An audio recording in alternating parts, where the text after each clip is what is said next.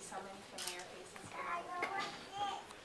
As many of you know me, this is a dream long come true. I've been thinking about having a book signing at Changing Hands since I was a little girl, going to Changing Hands on Mill Avenue, saving my chores money to buy dusty copies of Nancy Drew novels, and coming here in high school to buy books. And so I never really thought that I would be standing here, and so I'm so thankful to be here tonight, and I thank you very much for being here as well. Before I get started, I did just want to point out a couple people who were here this evening who helped make this all possible. My mom, Carol, who I'm so thankful was able to come from Texas. My dad was not able to come this evening, but I know he's here in spirit, as is my little brother, Cody. My grandparents and my Uncle Kit are here, and I'm so thankful they're here as well. So thank you very much. Also, several of my favorite teachers are also here this evening from Mesa Public Schools. Many of you I went to school with, and we know what a wonderful education we got by growing up right here in this community. So I'm very thankful for my teachers as well, and they're mentioned in the book. I've obviously never done this before, so excuse my nerves. I was told by one of my best friends that I should start with a joke to just kind of break the ice. So I have a funny story to tell you. The last time I was this nervous, I was giving a speech at my college graduation at NAU, feeling so confident and so proud of myself. And my little brother Cody, who has always been able to bring me back down to earth, at the very end of the speech, I was complaining to my family after it was all said and done that my feet really hurt. And I had marched in with holding this flag, and I had spoken on stage, and then I had gone up to the stadium to see my family, and I'm boo-hooing that my feet hurt, and he looks down and he says, "Well, idiot, you have your shoes on the wrong feet." And sure enough, the whole time I had my shoes on the wrong feet. So I like to keep that in mind, that when in doubt, I can always call my brother. And I also had one other cute story to tell.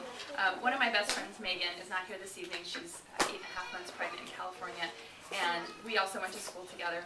And I was telling her of some of the people who had confirmed they were coming, including Mr. Green, our high school, our junior high English teacher, who's here this evening.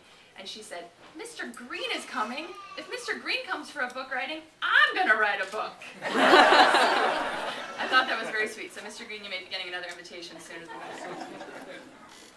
So this evening, this book that I've written is called Under the Same Moon, as you all know. The reason, the title is really important to me. My father has always been one of my greatest champions, and I'm going to try to get through this. When I left for the Peace Corps, it was a really hard time. I was 20 years old, and I was very nervous about going, as you can imagine, traveling.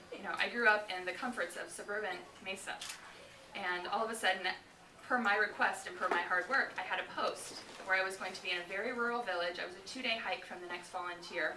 No running water, no electricity. Having grown up in Dobson Ranch, you can imagine what a change that was. And I was so nervous I couldn't sleep for the days before I was leaving. And my dad finally pulled me aside. He wrote me a letter and he stuck it in my luggage, which I found when I got there. But before I left, he pulled me aside and he told me that when he was a little boy, his parents separated. And he was always so nervous to leave his father's at the end of the summer when he would go and spend the summers with his dad. And he had that same feeling in the pit of his stomach. He was just full of emotion and sadness that he was leaving him. And he always wanted to know that his dad was in his heart. And so his father told him, "No matter whatever happens, you just go out under the moon, and if you can see the moon, you always remember that we're under the same moon." And so as I left for the Peace Corps, my dad told me the same story. And I can't tell you how many times I went out in the middle of the night and looked at that huge moon, which by coincidence is a full moon tonight, which I think really isn't a coincidence, it's serendipitous, right? And thought about my parents and what wonderful support I had growing up. So this is really a tribute and a gift to my father, and no matter how many copies sold, I gave this to him several years ago for Father's Day, and mission accomplished. I was very happy. So thank you for coming and being the icing on the cake this evening. I really appreciate it. The reason I was able to write this book is because after coming back from the Peace Corps, I was able to go back to school and start working in international health for a local nonprofit called Esperanza. And Esperanza has a table in the back this evening if you're interested in picking up more information. But at the young age of 23, I was given the responsibility of helping create a public health program that would address some of Mozambique's greatest health issues. So I'd already been in Mozambique, or I'd already been in Cameroon, and I'd come home, and now I was sent for the first time in 2004 to Mozambique, which is just north of South Africa on the eastern coast of Africa. Mozambique it goes back and forth between a couple other countries, but oftentimes it wins the poorest country in the world. And when I arrived, even though I had already been to Africa and lived there, I had no idea at the desolation that I would face. I was so surprised by the number of people who were sick and dying, and there were entire generations of people who were missing from HIV.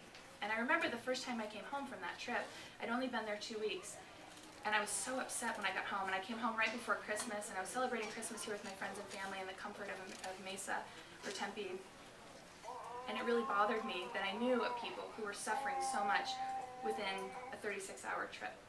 And so this story comes from my desire to try to explain to all of my friends and family in my community here about the people who are living there and vice versa. Because it seems like a world away, but we're so close, and the lives we're leading are so incredibly different.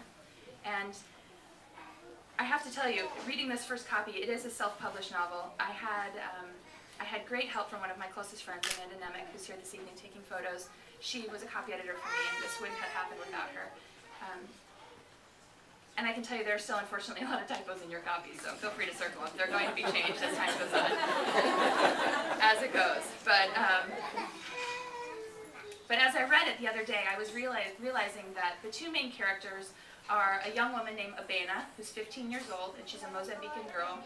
And I'm not ruining anything if you've read the back. She's kidnapped and brought to live in Chandler, Arizona by an American businessman.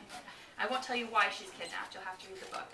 But Abena is 15 years old, confused, and doesn't understand life in America, as you can imagine. She's grown up in a very rural village. The other main character is a young woman named Annabelle, who is an American expat who's working on a water project in Mozambique. And there's two different stories that diverge, and like I said, I hope you'll buy it and read it and figure out how they interact. But it wasn't until the other day when I finished reading this for about the 3,000th time that I realized that my story is very similar to both Abena and Annabelle's.